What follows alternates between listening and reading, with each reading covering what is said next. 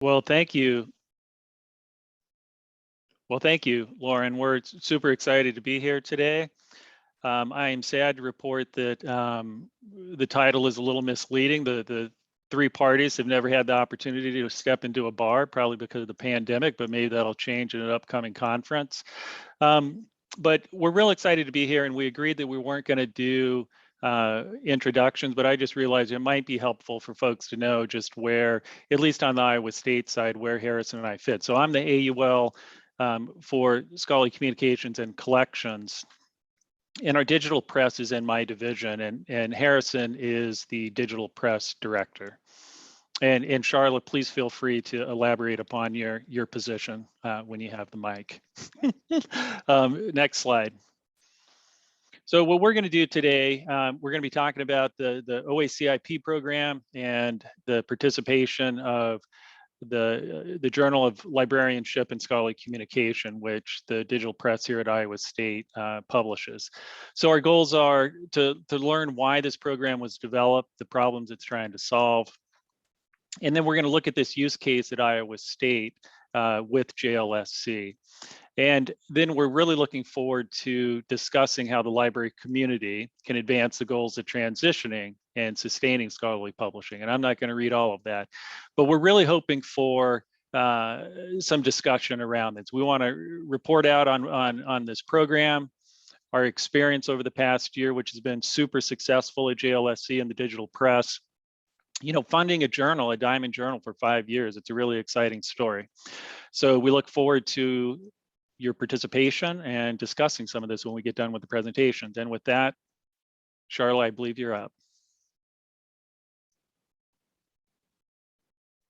Many buttons to push. So hello, everyone. I'm Sharla Lair. I'm the Senior Strategist for Open Access and Scholarly Communication Initiatives at Lair and the main administrator of OACIP. Really happy to be here today to talk to you about this program.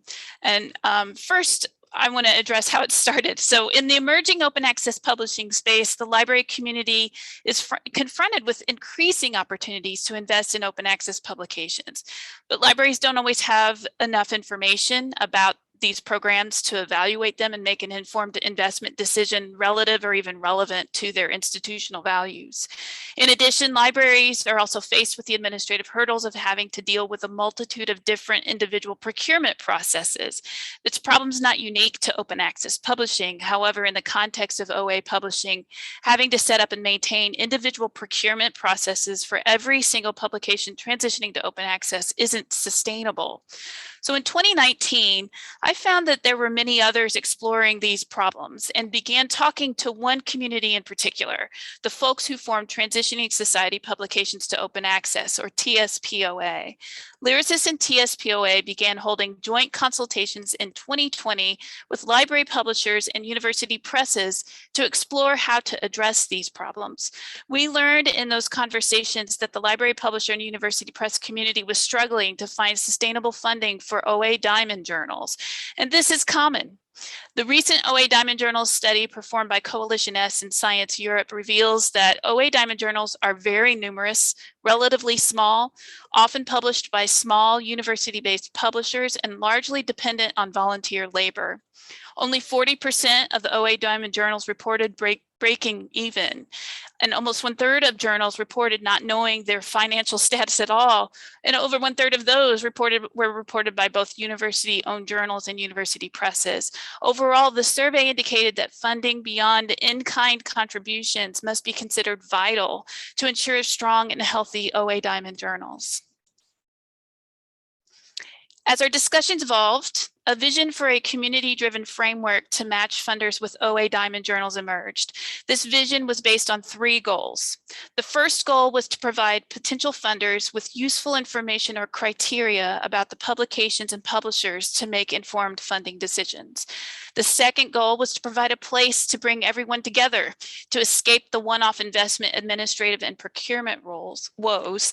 And then the third goal was to facilitate coordination through outreach strategies and support to investors to establish a truly community-driven environment.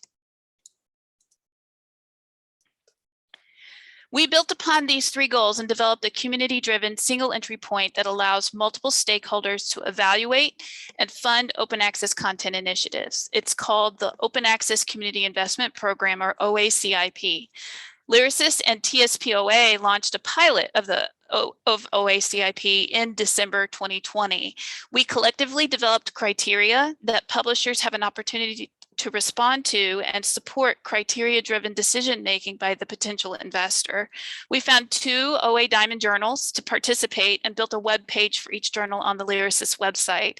These web pages include a brief description of the journal, a link to the journal's completed criteria form, the funding goal, as well as how much funding has been raised, and the recommended pledge amounts. The pages also make transparent who has committed support. I would like to give my undying gratitude to Catherine Mitchell at eScholarship and Rob Dilworth and Eric Stabe at Duke University Press for taking a chance and connecting us to the journals in our pilot. I would also like to thank TSPOA representatives Rachel Sandberg at UC Berkeley and Curtis Brundy at Iowa State for helping make this program a reality. It would not have happened without all of you. Before I hand things off to Harrison, here's a glimpse of some of the criteria established for OACIP. The OACIP criteria seeks to ask the right questions of publishers and to have publishers provide those answers to potential investors. Based on the answers the publishers give to those questions, potential investors can make more informed decisions based on how those answers align and whatever values they hold locally. And if they haven't articulated their own local values yet, it's an opportunity for them to do so. So that's the story about how OACIP came into being. Let's take a look at the use case so you better understand how this program works and how it impacts all of the stakeholders. Harrison.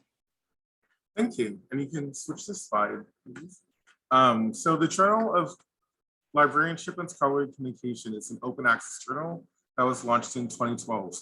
From its launch, it was published by Pacific University Libraries. However, in response to a shift in publishing priorities for Pacific University Press, the JLSC issued a request for information expressions of interest for a new publisher in 2020. So on this slide, I've excerpted, that's a weird word, excerpted, the financial support for the JLSC portion, financial support for JLSC portion of the RFI. And I've highlighted 3 items here: that JLSC is committed to being fully open access, it's committed to maintaining its current practice of not charging article processing fees, and that the editors and the editorial board are committed to significantly increasing JLSC sponsorship program.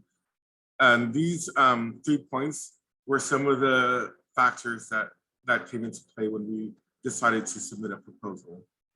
Next slide. In 2019, the Iowa State University Library named open initiatives as one of its 2 strategic priorities. I've included text from that initiative on the slide here, which ties open access to academic freedom and Iowa State status as a land-grant university. And publishing through the Iowa State University Digital Press is one of several open initiatives that are being pursued by the library. And the press was launched in 2019. We are a fully open access publisher that seeks to reduce or eliminate author-facing fees. So JLSC's commitment to not charging ABCs really fit in with this part of our mission. And we saw JLSC's values as highly aligned with our own. Publishing JLSC would also signify our commitment to transforming scholarly communication by supporting a really important journal in the field. Next slide. And so for our proposal, looking at the history of JLSC, while Pacific University Libraries provided most of the financial support for JLSC's publication with a small sponsorship from the Oregon State University Libraries, the Iowa State University Library is not positioned to subsidize the publication of the journal over the long term. So our copy editing and typesetting services are outsourced, and our initial estimate for publishing the journal was over $11,000 annually. However, JLSC's interest in expanding its sponsorship program was something we felt we could support and would be a strong part of our proposal. Curtis co-chairs TSPOA, which at the time we were pondering whether we should submit a proposal was in the process of working with Lyrasis, as Sharla mentioned, to develop OACIP. And with Curtis's involvement with TSPOA and OACIP, that's a lot of acronyms in a row right there. We thought it was something novel we could provide JLSC. So in our proposal, we highlighted this program as a means to cover publication costs, and we committed to providing bridge funding to cover the transition to a sponsorship model.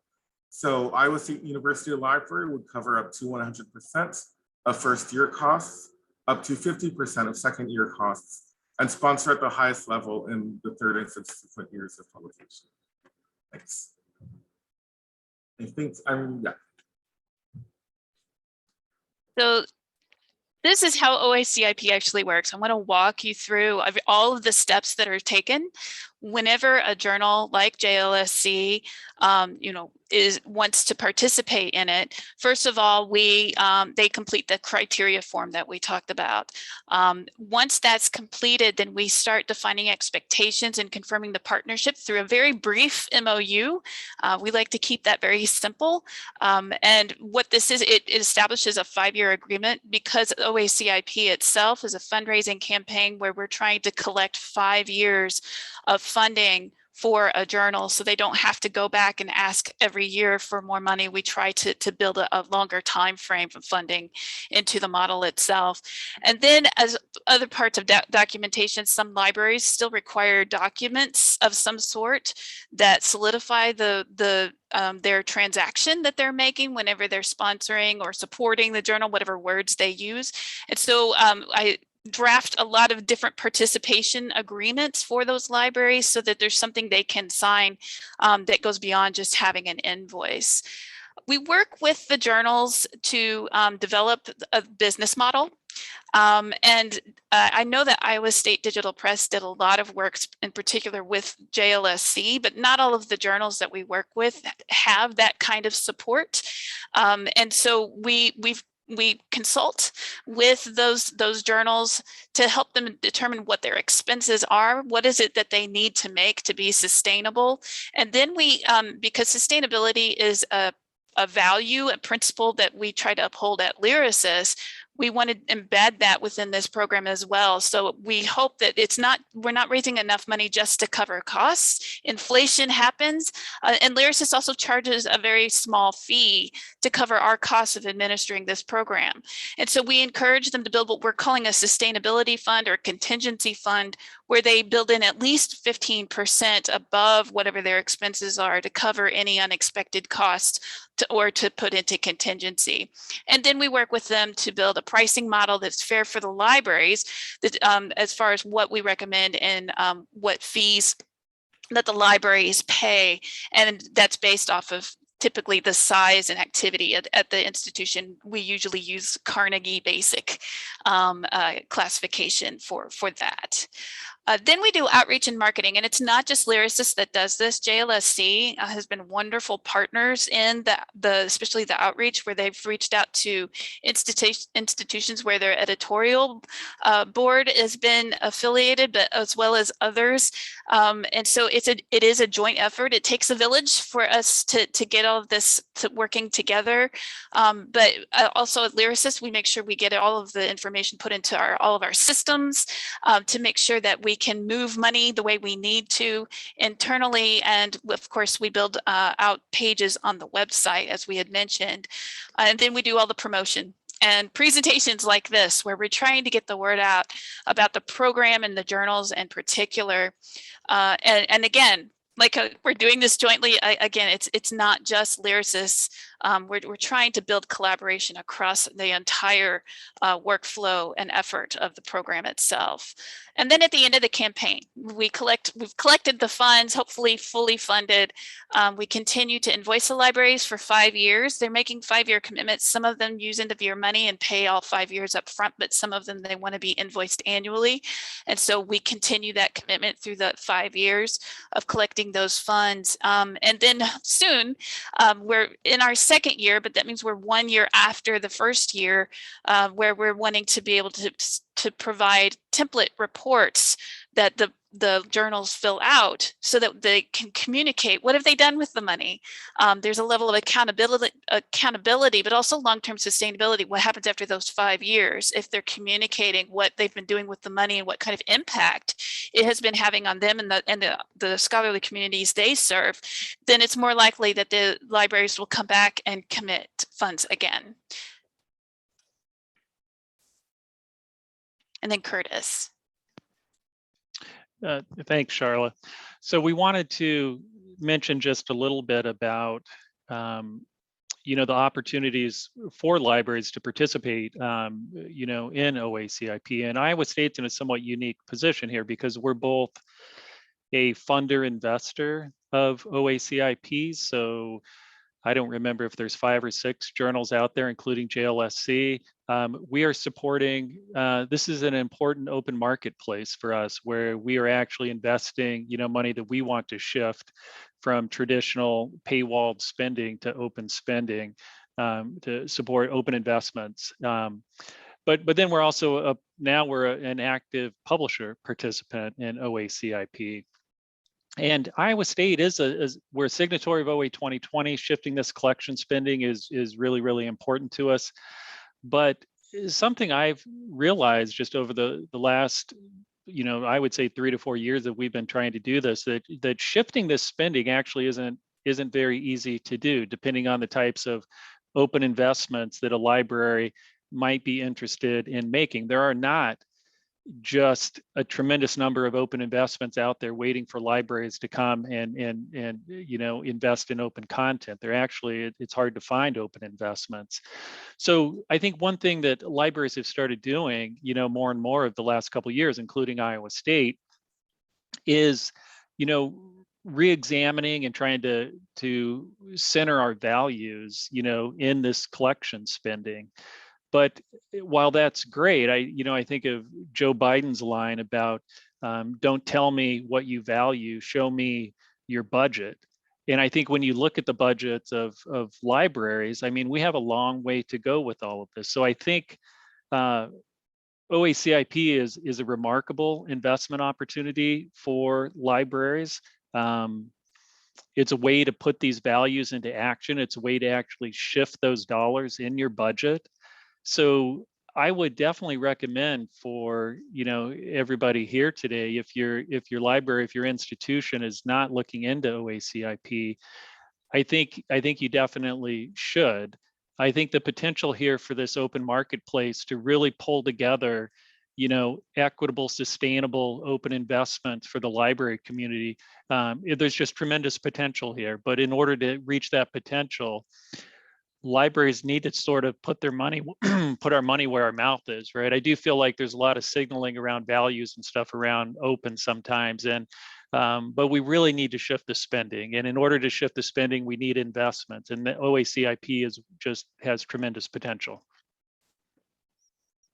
Next slide, please. Thanks, and I'm going to speak to some of the opportunities that OACIP can provide library publishers. And there's a lot of opportunities that OACIP can provide. So I'm going to speak to a few of these through largely a diversity, equity, inclusion lens, but what I'm talking about, I think, are applicable broadly as well. So when thinking about some of the obstacles and barriers that scholars who hold marginalized identities face in academia, they often face cultural taxation with higher expectations around service, and with service being given a lower value in promotion and tenure recommendations than scholarly output.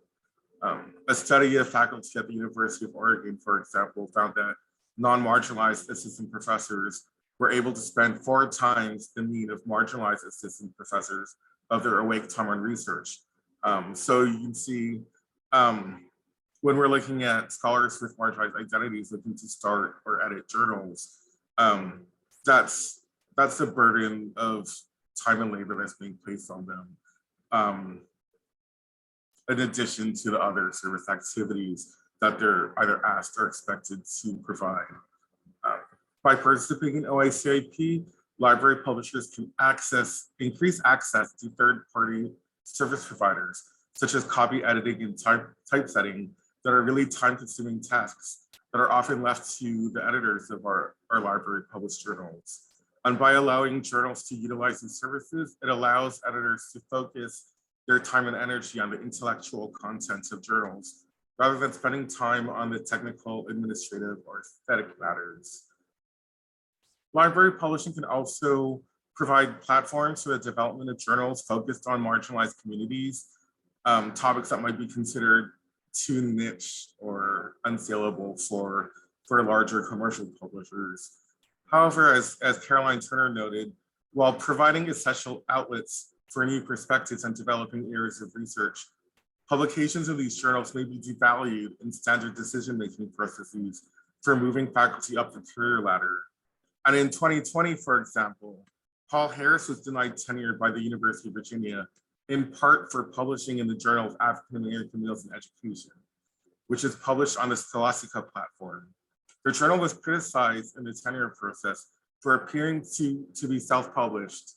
So by not being able to provide, by being able to provide support for copy editing and typesetting, OACIP not only relieved some of the labor involved in the journal publishing process from volunteer editors, it can also help journals to satisfy some of the visual and other superficial signifiers of quality, and I'm putting quality in air quotes, that might be used to discount them in tenure and promotion. And there's a lot else I can talk about here, but my last point is that OACIP can also provide opportunities to compensate editors and other journal volunteers. And publishing a journal is a lot of labor, and the amount of work required can be daunting for scholars interested in launching or editing a journal, and it should be recognized with more than personal satisfaction or a line on their CV. So while we do not budget for this, for editor compensation in JLSC's budget for OACIP, this is something I definitely want to include in future funding cycles and to include and consider if we put other journals forward for this program.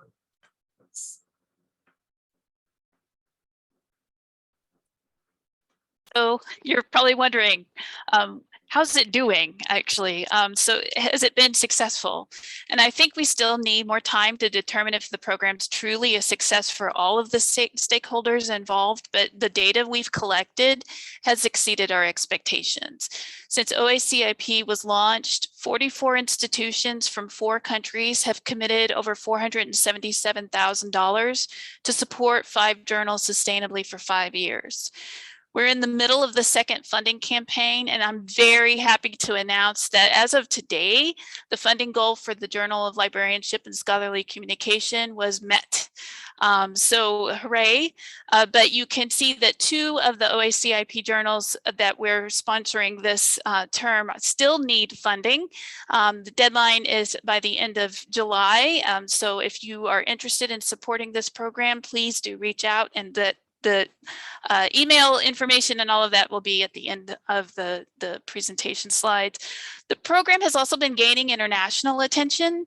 It's a huge honor that the steering committee of the Budapest Open Access Initiative in their recent 20th anniversary recommendation specifically cited OACIP as a program for the global library and funding communities to support. We've come very far in a very short period, but there's still much that we can do. First things first, complete this campaign. So again, if you're interested in supporting any of the journals, please reach out to me.